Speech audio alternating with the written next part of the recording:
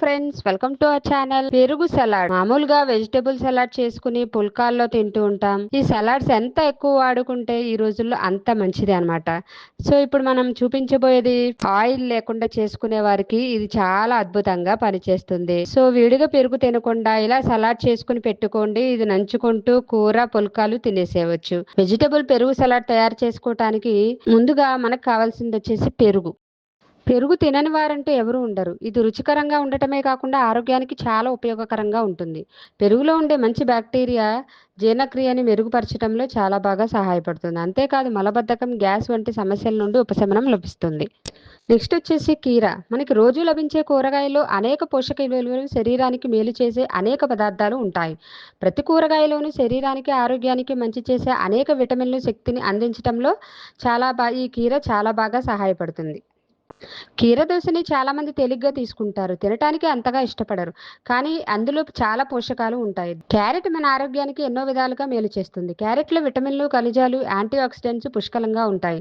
అందుకే దీన్ని super food అంటారు. కొత్తిమీరను చాలామంది వంటకాల్లో వాడుతూ ఉంటారు. కొత్తిమీర వలన అనేక లాభాలు ఉంటాయి. కొత్తిమీరను తీసుకుంటే వివిధ రకాల సమస్యలకు దూరంగా ఉండవచ్చు. నెక్స్ట్ వచ్చేసి మిరియాల పొడి. మిరియాలు అనేది మన పూర్వీకుల నుండి ఉపయోగించిన మూలిక. పాక పదార్థం మిరియాల ఉత్పత్తిలో భారతదేశంలో 4వ స్థానంలో ఉంది. నేనైతే ఈ 4 ఇంగ్రీడియంట్స్ తీసుకున్నానండి. మీరు ఇంకా కావాలంటే వెజిటబుల్స్ బీట్రూట్ తీసుకోవచ్చు, పాలకూర తీసుకోవచ్చు. సో ఏదైతే లీఫీ వెజిటబుల్స్ ఉన్నాయో అవన్నీ వాడుకోవచ్చు. సో ముందుగా ఒక బౌల్ కర్డ్ వేసుకోవాలి. అండ్ నెక్స్ట్ వచ్చేసి క్యారెట్, అండ్ నెక్స్ట్ వచ్చేసి కీర, అండ్ నెక్స్ట్ వచ్చేసి కొత్తిమీర. సో నేనైతే ఈ 3 వాడుకున్నాను. ఈ 3 చాలా తేలిగ్గా డైజెషన్ అయిపోతాయి.